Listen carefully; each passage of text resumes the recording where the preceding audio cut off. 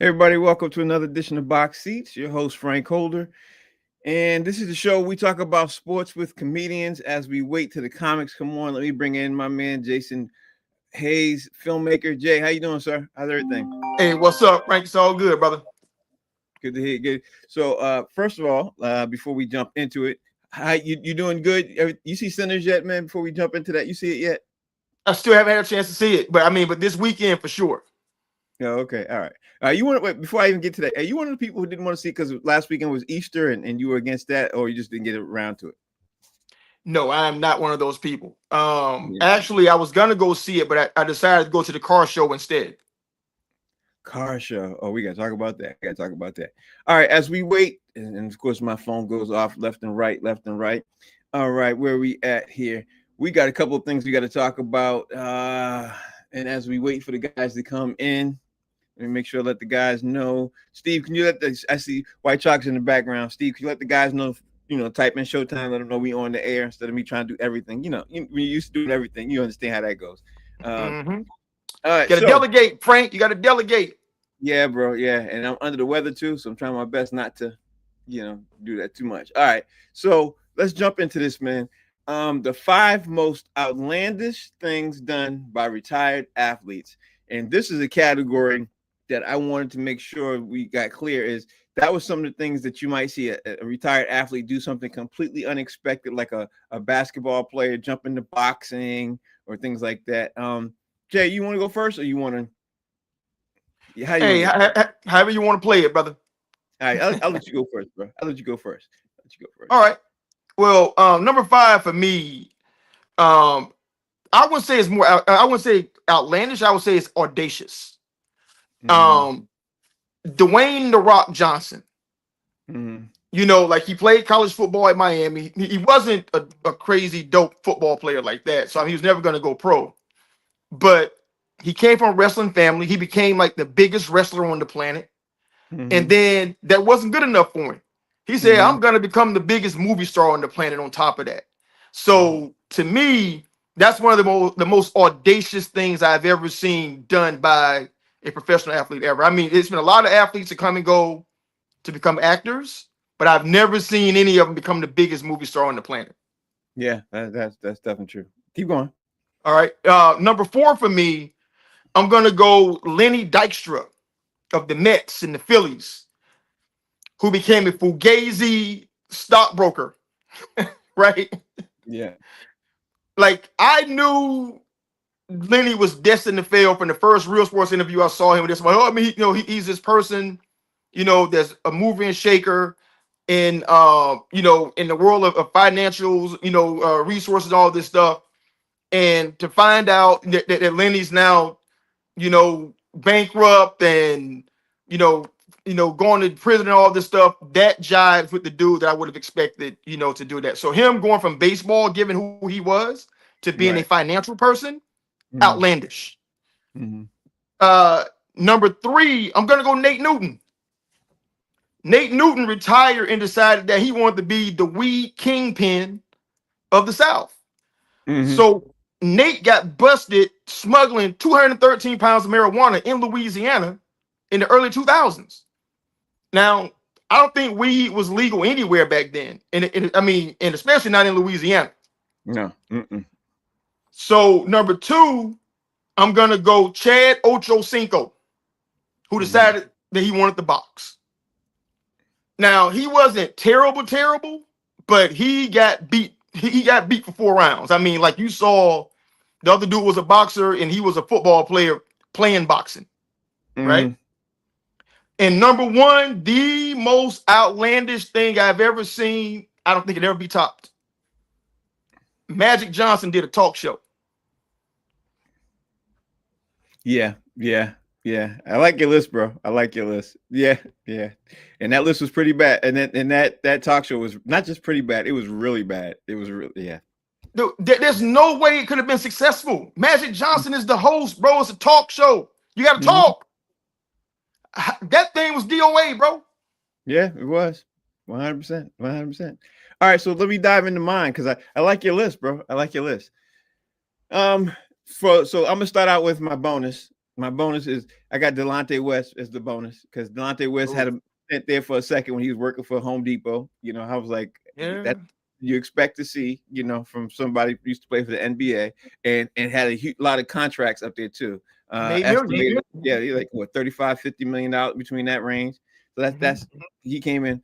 My five came in. Bill Bradley used to play for the Knicks. Oh Bradley yeah. was ended up turning into U.S. state senator. You know what I mean? And far last time I checked, he was still one of the state senators, and he was pretty good at it. Number 4 for me, it's got to be Michael Strahan. I'd never, if in a million years, if you had said to me, Michael Strahan's going to be a host of the Today Show, I'd have been like, "What you smoking?" Because that dude could, he could talk, and he has a great, he obviously has a great personality. I think, but being a host of the Today Show, like what Brian Gumble is doing, yeah, I didn't see that in any way, shape, or form. And then for number 3 for me is I don't know if people out there even know this, but there was a football player who ended up becoming the president of the United States, and that was Gerald Ford. So Gerald Ford, there's no way in the world I'd have been like, okay, this dude is going to become president of the United States, and he did. So shout out to him for that. But Frank, but in fairness, he got backdoored into the position. That's true. He never ran and got elected for it. He backdoored it. True, but given the standards we got today, phenomenal. True. But he is. So couldn't take it away from him. And number 1 for me has got to be what you had too, with that Dwayne the Rock Johnson, man. I had to get it to him. So give him his credit. All right, so now we got Mark Howard who joined the show. Mark, bro, give me your craziest things ever done by a retired athlete. I gave my list. Jason gave his list. What's your list? What's up, guys? You guys came up with some, I guess you had some other positive, things to surprise about. And I'm sorry, I walked away and I had a list so I could remember craziest things that guys have done. So I'm on the negative side. Doesn't matter. Hey, whatever. Right. Now, I'm mentioning this brother. He's dearly departed, just recently passed. But I don't think he was guilty of it, but he did a lot of other stuff. I don't think he was guilty of what he was really known for, what really got accused of, and that's O.J. Simpson. Okay, O.J., I got some good authority from police and people I know of. He's a good authority. I do. I really do. I could debate some people and tell people what I've heard from people who were in the LA Police Department. So, but O.J. Simpson, a lot of other things, though. He was abusive and everything like that. The other one, Nate Newton did some crazy stuff, got caught with a whole van full of weed. Got busted. Y'all remember that? Yeah. He had one of them old school vans you used to get, right in the 70s, just like that. Pete Rose definitely did some wild stuff. He was gambling during baseball. He was gambling as a manager. And every day that he sat there and denied that he was gambling, he was doing wrong even more and more, even though he was busted, just clearing through. Dexter Manley. Y'all remember Dexter Manley? Oh, yeah. Yeah. Dexter Manley, I used to have a great joke about him. I said, he doing all that crying. He wasn't crying when he smoked that pipe. So, so I don't want to hear it now. Also, after what I put in here, Antonio Brown.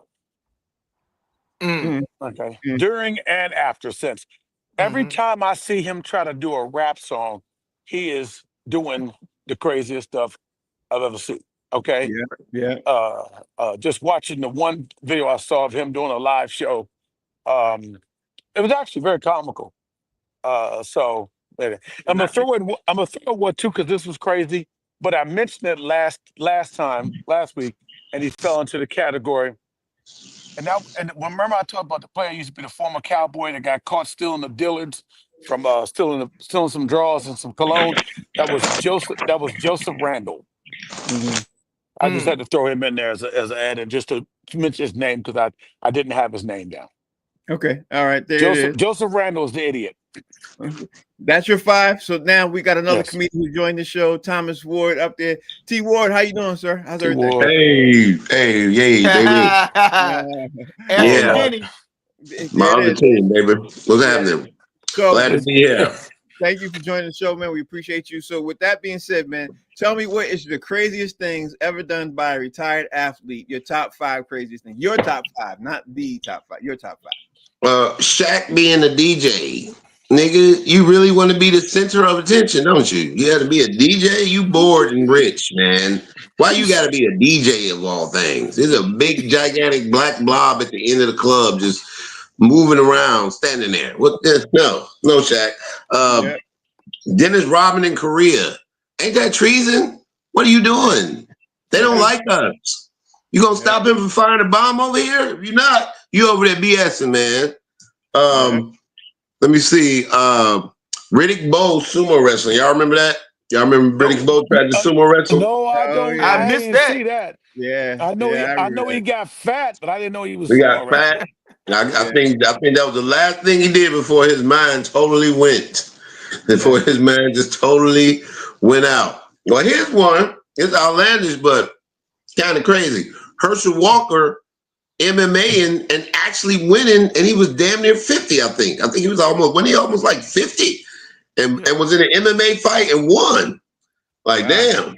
Yeah, he can't read because he can fight. Niggas can't read, he can't fight. He ran for senator. but he didn't live read. He can't spell senator. Right. And niggas can't read, he can fight. That's always been the rule. And Nate Robinson, when he got knocked out by Jake Paul, man, gave Jake Paul the confidence to fight black people. Like, dang, Nate, you gave that dude the confidence to fight black people by getting knocked out. And you said in the one documentary or something that you could fight, you be in the club fighting. Club fighting and boxing is 2 different things, dog. You embarrassed us, man. You gave him the confidence to fight black people, Nate Robinson. Sure fight retired black people. Right. Just black people that can't even really fight, except in the club. Exactly. You're a club fighter. You can't box. Boxing is different from club fighting. That's true. That's your 5? That's your 5? That's my 5. All right, can't use bottles in the boxing ring. Yeah, I'm trying to tell you. All right, so we on to the next one. The next one has got to be the top 5 most obscene gestures made by athletes during a game. Now, I got my list. Before we jump into this list, I want to see Steve play 3 of them. Play 3 of them. I got White Jock in the background playing 3 of them. Randy Moss, without even really being able to run, as he shoots the moon to the fans here in Green Bay. That is a disgusting act by Randy Moss. That's one of them. That's slides headfirst into first base to beat out a bunt. The play becomes memorable when Steve drops his pants to brush away the dirt inside in his uniform in front of 14,700. Yeah, that's 2 of them. Keep going. Back here after you scored the goal. Your first one since 2003 isn't called for. Yeah, okay, so that's 3 of them. That's not necessarily my 3, but I definitely have those 3. So with me, number 1 for me is Jade Bellingham, was obviously playing for soccer. He grabbed his crotch. He did a crotch move. I think that's the biggest thing that all these players do. And then John Morant did the shooting gesture, and I don't think it was that bad, but then I looked at it a couple times, and I looked at it the way they would look at it, and I was like, yeah, that's kind of bad. I understand what they were saying. Joel Embiid on a Christmas game in 2024, he grabbed his crotch and he did the DMX thing. He did the, you know what I mean, during a game, live broadcast. I thought it was horrible for one reason only. Everybody was watching that game. It was a national game, Christmas Day. Terrible thing to do for that. And then he had Anthony Edwards just at least last week. He told somebody sitting on the sideline to suck his you know what. He grabbed his crotch. He did all of that and it was caught on TV. Everything bad look, and he got fined 50 G's for that. And number 1 was that Randy Moss celebration. I had to have that in the list somewhere. So that's mine. Jay, yours, bro. Jay, give me yours. Well, of course I had Randy Moss on there. Because he was in Green Bay, bro. And the turn in Green Bay with all them pink people out there, bro, they was hot. Yeah. I'm gonna go number 4. This is low key. I'm surprised people never talked about this. It's the beast mode celebration. Whenever Marshawn Lynch broke free and he went into the end zone and he jumped in the air and he twisted around, he grabbed his crotch. Oh yeah, that's right. While he was jumping in the air, he grabbed a handful of his nuts, like in front of Yeah, everybody, right? yeah. Nobody ever said anything about that, which is crazy to me. That's true. That's true. He did. Yeah, yeah. Number 3, I'm gonna say Antonio Brown when he was still with Pittsburgh and they were playing the then Washington Redskins. He beat the dude on a corner route for a touchdown, and then the crowd was booing, and he went and he dropped down on his knees. He started twerking in front of the crowd, like shaking it hardcore Miami style. And they're like, "That's disgusting." That was, That it was was hilarious. obscene to see it. It wasn't, but it was hilarious. Keep going. It was hilarious to me, It bro. was hilarious. Yeah. Number 2, it gotta be Lance Stevenson blowing the LeBron ear, bro. Son, that was like he leaned in, bro. He was like, That was funny. That was hilarious. bro. That was hilarious. Even Braun was laughing because it was that ridiculous. You know what I'm saying? That was hilarious. Number 1, this isn't an athlete doing it. This is the crowd doing it. And if you've ever seen the Real Sports episode, what he highlighted it. It's these racist whites in Europe doing monkey chants in the soccer stadiums and throwing bananas on the field. Yeah, I remember that. That is as obscene as you can ever see in any sports venue ever, anywhere. Yeah, I remember that. That's I like your list. I like your list, Jason. Let me see, Mark. Give me your list. Let me see if you can top that.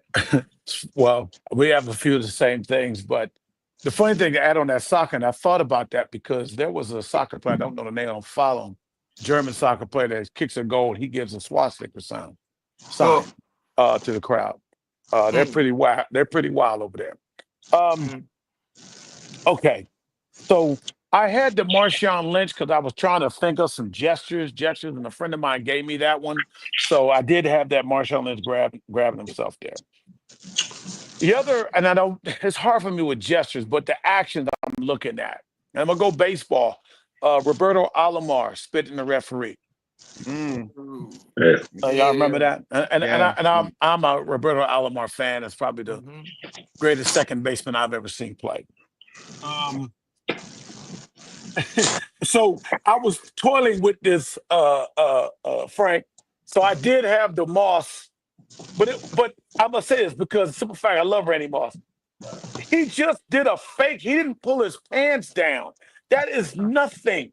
That's nothing. On top of the fact that I argued even with the Marshawn Lynch with the crotch grabbing, I'm like, brothers, we grab our stuff. We not benefit. That's what we do. Yeah. So but anyway. So Moss, no idea. What I do think was an obscene gesture, and I'm just gonna clown him, is Terrell Owens crying after the game with my Cowboys talking about that's not fair. That's my quarterback. That was obscene. Boy, that was obscene. That was obscene. And once again, he made 2 lists in a row for me today. Is Antonio Brown, the way he acted the last time he played with Tampa Bay and the way he ran off field taking his shirt off. Some would say he had a mental breakdown. I know him and Kanye need to be in the same padded room talking to each other. Yeah, they definitely do. I'm gonna find out. I'm gonna find out some things happened to AB that probably happened to Kanye. Anyway, go ahead. T-Wall, give me yours, bro. Man, everybody got Randy Moss, dog. That was the shit. I'm sorry. That was cold. and your video made it better from the damn announcer losing it. That made it even better. Joe Buck. That was all worth it. Hearing that announcer, anytime I hear a white announcer having a conniption over something a black athlete did, I love it. I'm like, damn, I hope his heart bursts. Right now, I hope his shit bursts. Right in his head. Like, get that blood pressure turned up, white commentator. Yeah, bring that shit out. Randy Moss, of course. Hey, Thomas, I'm sorry. Joe Buck couldn't have been any more whiter when he responded. I swear he was like, Man, and the most disgusting he was player. damn. He damn near turned to Donnie Most from Boston. He damn near turning your boy up. Ain't disgusting. Look at Isaiah Thomas. Ain't disgusting. He damn near turned to him. Got you, Frank. Man, I got you. Thanks, Mark. Thanks for the alley oop. Thanks for the there alley you oop. go. There you go. Little known fact: Ron Artest started the Madison Mountain Palace. Palace by antagonizing my Pistons fans by hitting them with the double fingers. So it was gonna go down. So yeah, Ron Artest, I love you as a Laker, but Indiana, fuck you, man. You was on bullshit. You deserve to get your ass. You deserve that ass whooping. Whatever you got, you deserve that shit. All that shit. My favorite, antic person is Dennis Rodman of all time. He's my favorite antic person. Whatever Dennis Rodman do, pumping the fist, all that crazy stuff. But my favorite shit was when he kicked the cameraman.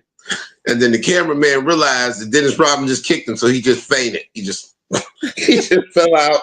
They had to carry him out the stadium. I was like, yeah, dog, get that money. No, he kicked him in the nuts. That's a delayed reaction. Yeah. No, he kicked him in the side of the leg, but I don't think he kicked him up. But still, he sat up there for a second. Then after a while, he just, wait a minute, nigga, I can get some money. I caught this on camera. Let me lay my ass down. Let me lay my ass down. Oh, they had to carry him on the stretcher. They had to carry him out on the stretcher. It's like, come on, man. Hey, he saw his 401k plan after that, dude. Oh. He was like, hold on, Disability, all man. that.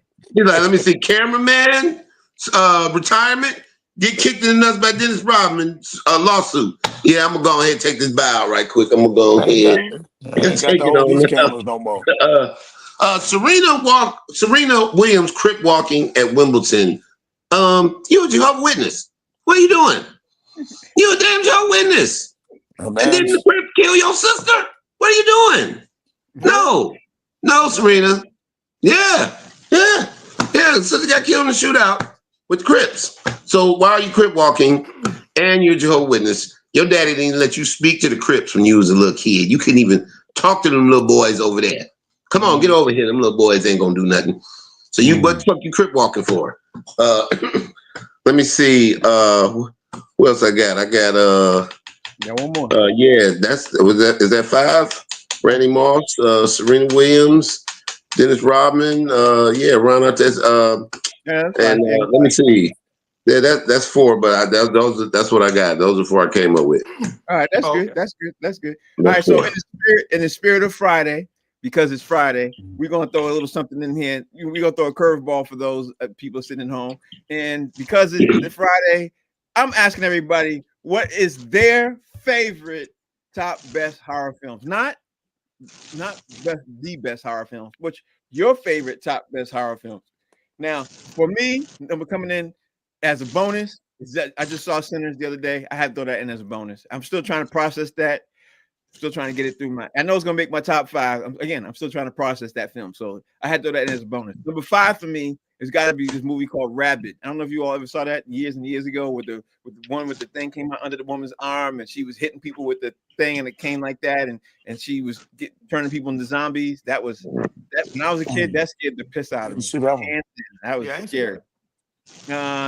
Look it up. It's called Rabid. You ain't gonna never forget that one. Came out in the 70s. Number 4 for me got to be Hellraiser. I think Hellraiser is a classic, hands down. Love the Hellraiser. Still love it. Still watch it. Never watched it. I never watched any of those. Good. Wow. Now you got a list of movies that you're gonna sit there and say, let me watch this. Especially if you got a female with you, she's gonna get scared. You're gonna like Hellraiser's crazy. Number 3 for me has got to be Dead Silence. I thought that came in under the radar, and a lot of people didn't pay attention to that, but I remember seeing it in the movie. I went to the movie theater to see that, and everybody screamed at all the right. Screamed, and that was utter fear. You could feel the fear in the air. People saw that. I love that movie. Number 2 for me, another sleeper called Beyond the Door. That movie scared. That was one when the devil was behind the door. Another movie that came out in the 70s. That movie scared the piss out of me when I was a kid. But number 1 for me is a movie I've never seen again since, and probably would never watch it again either because I remember how scared I was. It's got to be Exorcist. Like, I'm not watching Exorcist. You ain't making me. It ain't gonna happen for me. Just demon eyes. Not doing it, bro. I'm gonna pass on that one. So that's my top 5. Jay, hey, you a filmmaker, man. This is your lane. I'm interested to see what you talk about. Well, number 5, I'm gonna start with the movie that really was the first time I was ever like terrified of a movie, and I'm gonna say Halloween, the first Halloween.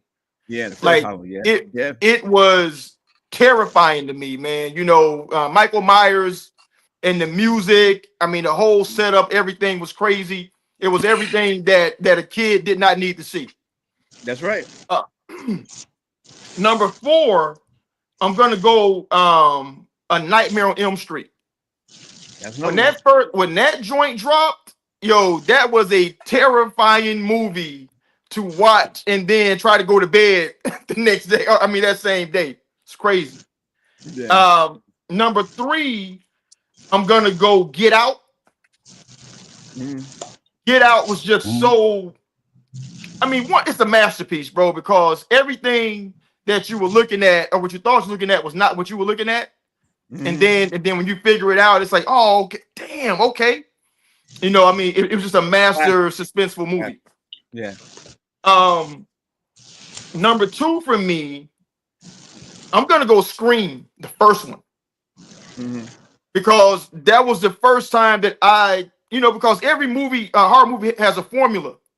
And once you figured out who the killer was, you thought you figured out who the killer was, and then you realized you didn't know who all the killers were.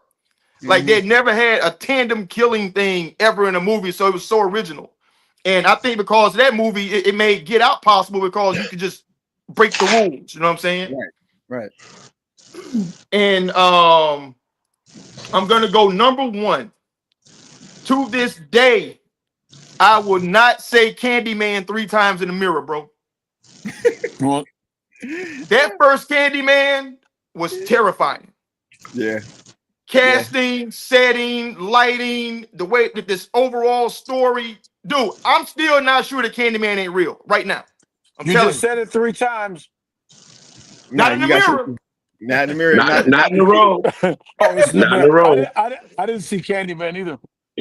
Oh my God. You got to see that. It's a classic. It's definitely a classic. All right, Mark, give me yours as a comedian. I'd be interested to see what makes you laugh. I mean, makes you scared you. Mark, give me your top They 5. all make me laugh now, but I ain't gonna lie to you. I was a kid, I was a punk, I was scared of them scary movies. My boys used to have to make me go, but it was always when the movies came out, the girls were in there, so I went. I gotta go with the older school because I do watch some of these new ones. My daughter loves these horror films. I watch them, but the graphics are so good, and I just know when stuff's gonna happen, so it doesn't get me. Going back old school. This is not a horror film, but it scared the living crap out of me. I was so young when I watched it, I had to get up in the middle of the night and get into bed with my mom. And that is what am I trying to the gangster movie. Gee, my brain just went there. The gangster movie in the 70s with Marlon Brando. What, The Godfather? The Godfather. Jeez, my brain went there. That's a horror movie? Okay. The horse's head in the bed scared the living shit out of me. You understand me? Yeah. I was scared to be in the bed and wake up. But it's not only just the horse's head being in the bed. Remember, when he got up, there was blood everywhere, all in the bed. So that got me there. Godfather, the first Godfather. All right, the other Godfather sucked. Anyway, Blackula. Underrated. Blackula. Underrated. And I'm telling you, as far as being scary, because the cinematography was so archaic. They were scary for real. I mean, the Draculas now don't look like much. Carrie. That was good. They're all gonna laugh at you. They're all gonna, you know. And I didn't like John Travolta being the bad guy. I was a John Travolta fan with Welcome Back, Kotter. Also, another old one going back is The Exorcist didn't get. I want to say Exorcist, but it didn't get me. It's I'll put The Exorcist in there. That was pretty trippy. That was scary. One more. What was the other one? I was just thinking of. It was an older one. It's an older one. That I went to. I'll say the first Friday the 13th, which I kind of saw halfway a little bit in a sense, but all the other ones were just funny. But Right. Friday the 13th, the series is legendary. The funniest thing out of Friday the 13th, I think it was number 10 when they had the black dude that was boxing and he was swinging and he just threw all those punches on Freddie and I mean not Freddie but Jason. He threw a million punches and he said, "What you got?" And Jason hit him once and knocked his whole head off his body. I didn't even see that one. I didn't even see that one. Yeah, that was one of the later I think ones. that was like number 10. That was number 10. Yeah. You be dangerous if you write your answers down, Mark, and read off your answers. You be dangerous. Well, Mark. I do. I have these written down here for the other ones, but you threw in the other one. I didn't have time to write it down. Yes, I'm just giving you a hard time, Mark. That's all. All right, man. Okay, here we go. T-Ward, give me your top 5 best horror films. First, I like to point out something. I am the cinematographer of the movie Once Upon a Time in Detroit, starring Rodney Perry, and I co-directed that movie. So I too am a filmmaker, graduate of LACC Cinema School. Yeah, I want to point that out first. This first one, I don't even know if it was a horror movie, but Jaws really made me not want to take a bath. I ain't bullshitting. I became a shower nigga because of Jaws. I don't even know. Is Jaws a horror movie? Yeah, Nigga, I'm an all-city swimmer. No, it was scary. Yeah, it was scary. And Jaws fucked me up. I'm an all-city swimmer in Detroit growing up. Jaws fucked me up. 12 Piranha was Ghosts. scary. What's that? Piranha was scary too. Yeah, Piranha, it was scary, but Jaws. Yeah, Jaws was that Jaws motherfucker. is legendary. Jaws really used to make me look at my bathtub drain like, can that motherfucker get through that? That motherfucker get through that? So look, but 12 Ghosts. I don't know if anybody ever seen 12 Ghosts with Tony Shalhoub and Rod Digger. Yeah. That was a really well written, well thought out movie. I mean, that just was a slick horror film. I just like that. I mean, it's kind of scary, but it's just slick, man. I just really like the way they put that together as a filmmaker. Let's see. The first Nightmare on Elm Street, because it scared me and I was laughing at it. It scared me and it was funny. That was like one of the first really funny films I found funny. Just the way that Freddie talked and shit. It was scared me, but I was laughing too. I laughed. Joke from killing you. Right, exactly. That was like funny. It was the first really scary, funny horror film to me. Trilogy of Terror. Y'all remember Trilogy of Terror with Karen Black? With the little dude chasing her shit. I love that shit. Shit. Another funny and scary thing. It's like it's funny. I mean, it's scary, but you look at it now, you be laughing your ass off. Like, run! Yeah. He put him in the oven. He still popped out that bitch like That was funny and scary. I love that.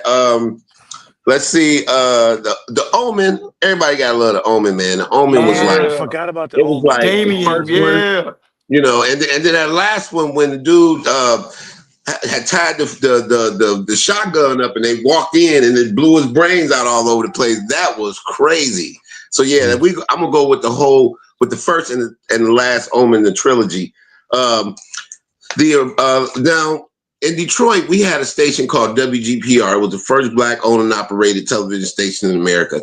And they would late night show these syndicated horror films and all these weird films, and I'm telling you, there's nothing scarier than a Mexican vampire movie. You have not been scared because you don't know if you're watching a Catholic church program or Dracula. You don't know that's why the Catholic Church scares me so much. Because I used to watch these Mexican vampire movies on WGPR in Detroit. Scared the shit out of me. I'm still scared of Catholic Church. I think it's a vampire in every Catholic church. A Mexican vampire is in every Catholic church anywhere. Wow. And the original Night of the Living Dead traumatized the shit out of me, not because of the dead people, was because of the black dude got killed in the end and they knew he was still alive. That traumatized the shit out of me. Was it Francis Romero? Have you ever heard the music they play? And another Francis Romero, Night of the Living Dead. Just the preview used to scare the shit out of me on the radio. Francis Romero, Night of the Living Dead. You be like, God damn, I'm already scared. I ain't even seen this shit. Yeah, black dude gets killed at the end of Night of the Living Dead, and he was still alive, and they knew it. I hated all fat rednecks after that. I hated them. I like your list, Hey, Frank, I just remembered the other one I was missing. The Reanimator. Anybody Oh remember yeah. that? Oh yeah. The Oh yeah. Reanimator. Yeah, Yeah, yeah, I'm that got surprised a me. lot of y'all didn't have The Exorcist. That's crazy to me. I thought Exorcist scared everybody. I guess I was the only one. Exorcist. Yeah, I did put that in there, but You know another movie that scared me too was the Denzel movie when he was trying to chase the demon and the demon was jumping from body to body to body to body. Fallen? yeah. That was a good one. Was it Fallen, right? Yeah, Time yeah, yeah. is That's on my side. That's the one. Yes, it is. Sure. And I still haven't That listened was a to good that song since. That's my yeah. Like that's movie scared me. All right, so now since this, we obviously talk about the draft and everything to do with the draft.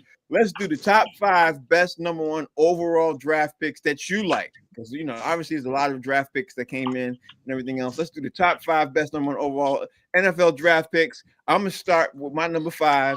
It's got to be Baker Mayfield, quarterback. Baker Mayfield, I still love him. Still watching him play. Still doing his thing. Baker did his thing, man. I'm pretty excited looking at him do his thing. That's my Is number. Baker from Boston? No, he's not. No, Why would you pick him? Yeah, Baker that's what I'm trying started to out figure rough out. though, but Baker started out rough, but he got it right. This is why I picked him, because of what he eventually did. Not from the beginning of his career, but when he got the right system, everything. You can't tell me Baker didn't do his thing. The last two teams he was on. I like Baker Mayfield. First time, he's doing better. Second time, yeah. Number 4 for me is Myles Garrett. That dude is a monster. Like, I mean, a complete monster. From the minute he stepped in the league, I see why he was number 1. Monster. Just loved him, that dude. OJ Simpson made my list as number 3. Not for what he did recently, or most recently, but from when he came in, OJ was ripping up the league, man. He was the one he opened up the doors for a lot of Black American male athletes, believe it or not. He made a lot of guys able to be seen as a product endorser. If it hadn't been for OJ, nobody would be getting what they're doing now. You know what I mean? So shout out to he made it to be an acceptable Negro. He sure did, especially when he was jumping through the airports. When he jumped through the airports with a whole new brand that you didn't even see, but he's running from the airport. Everybody was like, "Oh, that's OJ." You know what I mean? So and it's okay to see a Negro run. Remember, it was okay. Yes, indeed. Yes, indeed. That's number. Let's see. That's number 3 for me. Number 2, John Elway. John Elway to me is one of the best QBs ever drafted at number 1. And you got to really convince me to say otherwise, because John Elway was a beast from the minute he got drafted until the day he left. It's his last game when he won that Super Bowl. And number 1 for me, one of my favorite, not my most favorite, one of my most favorite, I should say, not my overall favorite. It's got to be Earl Campbell. Earl Campbell, running back. Loved Earl Campbell when I was a kid, looking at him play for the Houston Oilers at the time. I don't know if y'all remember that. It wasn't Houston Texans. It was the Houston Oilers. Houston Oilers. Showing my age. Houston Oilers. Yeah, showing my age. Love that though. My boy was a beast. So that's my top 5 best number 1 overall NFL draft picks all time. Jason Hayes, filmmaker, give me yours. Talk to me. I mean, before I go into my list, I want to point out that Frank chose Baker Mayfield, a dude who was in the same draft with Josh Allen and Lamar Jackson. Okay, let's just move on now. No, you said the best. I got the list as the best number 1 overall NFL draft pick. Lamar Jackson wasn't number 1, so I said, okay. How can he be the best when he's not as good as 2 dudes got drafted after him? I'm just saying. You know what I'm saying? You said best number 1 overall. I was picking people who got picked number 1. I love Lamar Jackson better than. No, sir. I'll go by list of homework with you. No, sir. I think Baker must have donated to his cause. You know what I'm saying? I think Baker invested in that show or something, bro. I wish he had. Baker. That's the third best player in his draft. In quarterback in his draft. That's a bought vote. Then maybe I missed Elon Musk. That's some Elon Musk type stuff. He paid for that one. This segment has been brought to you by Baker Mayfield. Oh, y'all got jokes there. Y'all got jokes. But y'all did say the best. Y'all did say the best. Whoever got picked number 1, right? That's what the list is. Oh, right? bro. No, you did. No. Oh, well, what I'm saying is, he wasn't deserving of being number 1. So how could he be amongst the best number 1s? I'm just saying he was number 1 though. He was number 1 pick. So. Yeah. So number 5 for me, overlap John Elway. Yep. Underrated. He played in 5 Super Bowls, won 2. You know what I'm saying? I mean, that's a person deserving of being number one. Plus, he let his nuts hang too because he told the Colts ain't playing for you. You know what I'm saying? So he used his leverage and got into a better situation. Number 4, I'm gonna go Peyton Manning. Yeah. I mean, you gotta. I mean, Peyton. I mean, no matter how you feel about him, he's an all-time great. He went number 1 overall, and you gotta have him on that list. Right. Number 3, and I hope everybody has him. Terry Bradshaw. You gotta have Terry Bradshaw on that list, bro. He started the whole winning tradition in Pittsburgh. I mean, Pittsburgh was ass before Terry Bradshaw and the boys got there.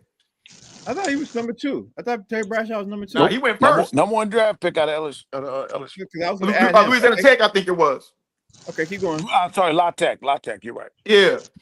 Number 2, you gotta have the Juice, baby. Juice, to me, is still the all-time leading rusher because he did 2,000 yards in 14 games. Mm-hmm. You know what I'm saying? He did 2,000. He had 3 less games than Dickerson to do it. So, to me, I mean, you can't miss. He did in Buffalo on top of that. And the number 1 spot for me, how can you not have Bruce Smith? Bruce Smith played forever. And when he retired, the dude had 200 sacks. Like perennial, Pro Bowler, 2-time Defensive Player of the Year. That's the number 1 pick that you didn't miss on. You cannot have a list without that man on it. Okay. That's it. I like your list. I typed in no, but I'm gonna have to say yeah. White Chocolate, play me that clip that we got, that 11-second clip we got of Peyton Manning, because he should be on everybody's list. Go ahead, White Chocolate, play that real fast. All to go to Harrison like last time he got picked. Here he's going long, and then man wide open. It's Wayne at the 15. He walks in. Yeah, that's what you call number 1 draft pick like that on that list. So I had to throw that out there. The Terry Bradshaw clip we got, I don't necessarily like that much, so I like that list. Give me your list, Mark. Well, Jack, so as you said, everybody should have John Elway on that, and I do have John Elway, but everybody doesn't. Somebody went with Baker Mayfield. Yes, it is. And I like Baker Mayfield. Yeah, I like Baker Mayfield. I'm sure before the segment ends, somebody could have the opportunity of changing their choice. Anyway, so Terry Bradshaw is my guy. I have him there, even though I became a Cowboys fan watching them lose to the Pittsburgh Steelers, but I got to give it up where it's due. Everybody should have OJ on there. OJ was a killer. A slasher. On the football field. He was a slasher.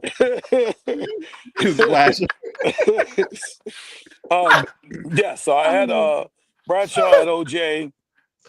I had John Elway, as I mentioned too, as well. Earl Campbell. Earl Campbell's definitely a beast. Being a number 1 pick. His impact as a number 1, because really in the game, I'm looking at number 1 picks who really kind of carried their draft class, and these guys to me carried it. Yes, Peyton Manning. Overall, as far as the type of quarterback and style of quarterback, there's 2 quarterbacks I put number 1, and it was always long term Dan Marino, although Dan Marino was the last player picked in the draft, second to last player picked in the first round, second to last player picked in the first round after John Elway. But I always had a favorite and watched him in college, and he panned out. He just didn't win a Super Bowl, but that's a team thing. And I'm going to be biased as far as my number 1. I usually don't count down, but I'm going to be my number 1 simply because I'm a Cowboys fan, and that's Troy Aikman, number 1 draft pick. Although the funny part about it, Thomas Ward, is I didn't want us to draft Troy Aikman first. I wanted us to draft Barry Sanders. But they went with Troy, and I can't be mad because once I found out we got Emmitt Smith in the other draft, I said, okay, I'm good. And it worked out pretty well. Yeah, and it ain't worked out pretty well since, but that's okay. No, it hasn't. That's Jerry's fault. He fired Jimmy. Number 1 draft pick is Jimmy Johnson. And you could have gone Ed Too Tall Jones for the Cowboys too. Yeah. I could have gone with bad choice after a career with Ed Too Tall Jones when he got in the boxing. Um,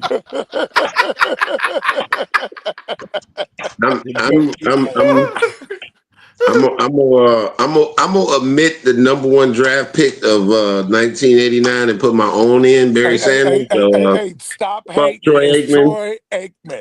I'm gonna omit the number one pick and put in mine, Barry Sanders. Yeah. Dumb Terry. I love the Pittsburgh Steelers. I love Dumb Terry. He was the dumbest, best quarterback in history. Dumber than a bag of rocks. It was not you were not going to beat him. He was not going to beat himself. Frank, Like I you said, owe us to make us made me unanimous, a Frank. fan. Elway, of course, yeah, John Elway. You know, he didn't win until he got a running back, but hey, he's so great. He didn't win until he got Terrell Davis. So okay, I'm gonna put Andrew Luck over Peyton Manning. I know Peyton Manning got the Super Bowls and all that stuff, but I'm in the Colts organization. They really drafted two phenomenal number one draft quarterbacks, number one draft pick quarterback. But I'm gonna take Andrew Luck over Peyton Manning. Not You out of your outlandish. mind. Not outlandish though, in terms of talent. Exactly. It's not. I'm telling you, he didn't stay around and get his championships, but I'm gonna take him over Peyton Manning, Andrew Luck. Not even close. A lot of people, you know, in the black community, when you grew up, you had big thighs. They said you had Earl Campbell thighs. So I'm gonna roll with Earl Campbell as one of the picks. And somebody ain't nobody saying nothing about Cam Newton. He was the whole team. There's a reason why. He didn't win, but he got him there. They didn't win it. And after that, he just, what happened? I mean, he took a hit. He was terrible after the Super Bowl. After he got the team, it was like he spent everything in that Super Bowl in that season. And after that, it was just nothing left. It was yeah, Cam Newton. Is that 5? Yeah, that's 5. That's 5. I like your list. I forgot all about Cam Newton. Maybe I wouldn't have had Baker Mayfield if I remember Cam Newton. I didn't forget Cam Newton. You shouldn't have had Baker under any circumstance. Moved on by. He should have had. I want to give Baker some love. I can't wait till we get to the bus. The bus is my favorite part. Here we go. I was about to say, here we go. Let's do the top 5 overall NFL bust. Even though we did this one before, let's do the bust. So for me, number 5, it got to be Sam Bradford. When he got drafted in 2010 by the Rams, Sam Bradford never did anything. That's an easy one. These are all easy if you ask me, but and we did it before. So I just picked my list from before to now. Number 4 for me, Brian Bosworth. I think speaks for itself. I think the Raiders are still mad at Brian Bosworth. Johnny Manziel, I think Cleveland people are still upset about Johnny Manziel right now. I don't think he can show his face in Cleveland. Ryan Leaf comes in at number 2. Like, you know, Ryan Leaf was terrible. I think didn't he end up going to prison too for that? Like he was terrible. Yeah, he's terrible. And number 1's got to be Jamarcus Russell. Got to be Jamarcus. Like, I don't see how anybody doesn't get Jamarcus Russell, especially with that high contract he got from the Raiders. So that's my 5. Even though I know we did this before, go ahead, give me yours, Mark. Jason. Well, I picked the worst number 1 overall picks. Yeah, right. I did too. Yeah. Right. So number 5 for me is not because of production, but because of the injuries and because he chose baseball first. You got to go Bo Jackson. Bo Jackson went number 1 overall, and he went and played baseball instead. You know what I'm saying?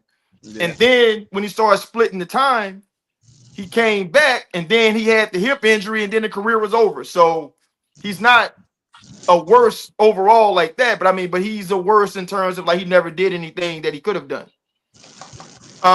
Number 4, I'm going Courtney Brown, defensive end out of Penn State that went to Cleveland.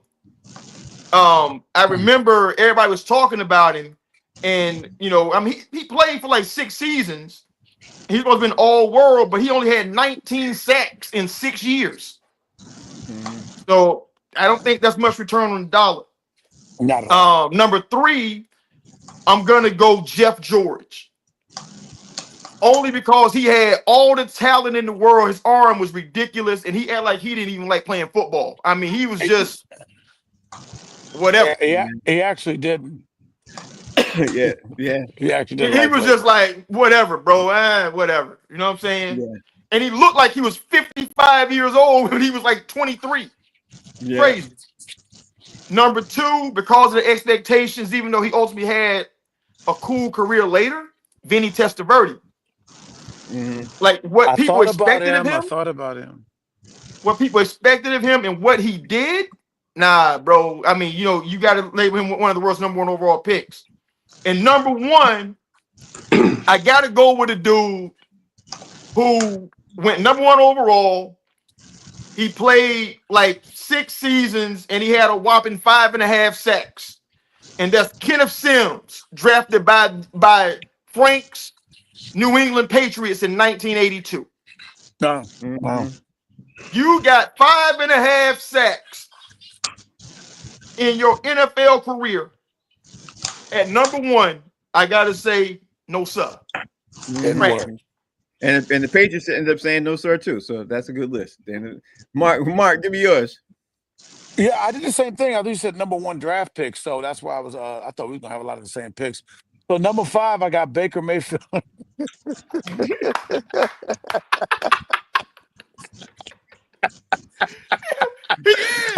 I'm just kidding. I'm kidding. Not funny. Not funny. Not funny. Not funny. Leave my Baker Mayfield alone. Keep going. Anyway, actually, with no real order, but I'm gonna say Jameis Winston, and I should put myself next to Jameis Winston because I really wanted my Cowboys to draft Jameis Winston. And we would have killed ourselves if we'd have drafted Jameis Winston. I really liked him. I've seen him since high school. I thought this guy was going to be really, really special. But he definitely provided us with entertainment with stealing crab legs and things like that all through Florida State. And being suspended and still showing up and running on the field in his uniform at Florida State. We love you, Jameis. Tim Couch, number one draft pick. Yeah. And it was for what? And he kind of wasn't a bust. He kind of fulfilled the whole prophecy that we knew he was going to be a bust. David Carr. Yeah. Not Derek Carr. Derek Carr wasn't drafted first. They wasn't going to draft him first because of David Carr. His big brother. So, big brother who went to the Texans and kept him in the number one slot for draft picks there. But he's great on NFL Network. You understand? He's great. Yeah. The other one, Regina Carter. Y'all don't even remember his name. Penn State. Penn State. And they drafted him number one. Cincinnati did. And really, as much as John Elway should be on everybody's best top number one draft picks, the bust of a number one draft pick everybody should have on is Jamarcus Russell. Yeah. Jamarcus Russell was a piece of shit. And when you fall for the lamest okey doke play, they give you film to look at. And they put something, they don't even put film on there. And you show up and say, oh, yeah, I watched everything. And it was good stuff. And catch you lying like that, you are the biggest fool known to creation. Yeah. Biggest disappointment. Yes. T Ward, give me your 5. All right, I'm gonna lightweight piggyback off what Mark Howard just said about Jamarcus Russell, because the crazy part is I was at the Red Rock Casino in Vegas, downstairs waiting to go up and meet Michael Jackson. Michael Jackson was at the Red Rock. I was watching the LSU game and I went, damn, that dude is good. I wonder who gonna draft him. Guess who? God damn it. So yeah, that he was a huge bust. And he's a huge bust. Fuck him. Kajana Carter is the reason why they don't call Penn State running back U anymore. He was so terrible, they stopped calling Penn State running back U.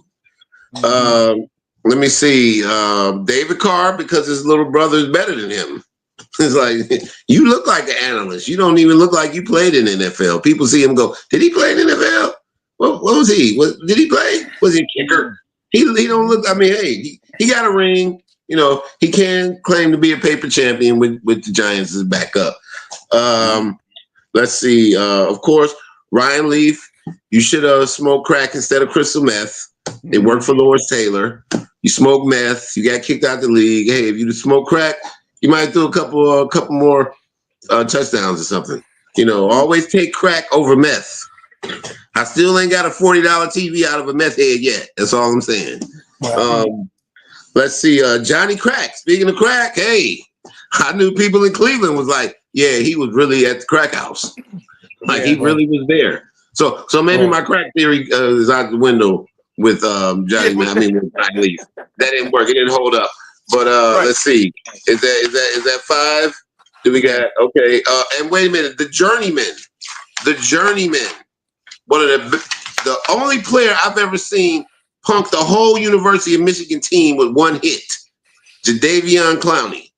Straight destroyed the Michigan Wolverines with one hit in whatever bowl that was, and basically became a journeyman in the NFL. And he probably might still be in the NFL. Every year he gets another contract, but he's a journeyman. Number 1 draft pick. He got to be the number 1 draft pick off that hit. Yeah, he sure exactly. Sure straight did. up. Good luck. The whole team. Yeah, good luck you hit too. I like the hit though. That was a great hit. All right, so let me pull up out of here because I'm looking at the time right now. Mark, tell everybody out there what you got going on and how they can follow you, bro. Oh man, I'm going to be at what is it, LA Club right above the Roscoe Chicken Waffle on Hollywood Boulevard next week on May 2nd. Otherwise, I've been moving slow. I'm still coaching, so we got practice. I understand. T Ward, filmmaker T Ward, and comedian T Ward. See, T, I give you your proper credit. See that? I give you proper credit. Thank you. Appreciate that. I worked hard to get that little punk ass degree from LACC. I had to ride the train.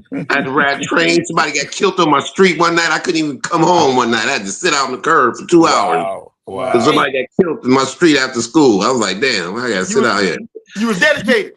I was dedicated. I had to. Hey, they wouldn't give me no stage time in LA. I said, fuck this. I'm going to film school. I don't get no stage time out here. You can check out the B.D. Freeman Show that I direct and produce this Saturday at 10 o'clock on Radiant TV. B.D. Freeman. Our guest this week will be Courtney B from Nick Cannon's Wildin' Out and Playing Spades. And you can also check out my television show, The Closer, 7 episodes. 14 comedians, 2 episodes of comedians. It trended number 1 on Tubi twice this week. So please check it out. The Closers. I like that. Filmmaker Jason Hayes, you better bring your behind to go see Sinners this weekend, bro. Just tell me. Oh no, I mean I'm definitely gonna see it this weekend. But I want to talk about what I'm thinking about going into the weekend right now. Go ahead. The floor's yours. What I'm thinking about right now, because I'm seeing an onslaught of these commercials and now I'm getting ads online. What's up with all these body sprays, bro? Everybody's selling body spray perfume like they ain't washing their asses no more. You know what I'm saying? I want to know what's up with that, bro, for real. That's what I'm thinking about. And you can follow me at JD Hayes at Fanbase. White people invented a spray so you don't have to wash up no more. Noom. Hey, I got a reason for you. This country voted in Trump, so everybody stinks. Yeah, terrible. I'll see y'all, man. I gotta move on to another show. Thank you all, Mark. Thank you all for watching the show. Thanks to people working on the show. Thanks to White Chocolate in the background. Greatly appreciate that. All right, y'all. We're gonna roll up out of here. The name of the show is called Box Seats. We will be back on Monday at 5 p.m. And if you're watching, thank you for watching. We greatly appreciate all you all for watching. That's Jason. That's T Ward. We'll see you all Monday on Box Seats on the Hero Mill channel. Thanks again. Peace.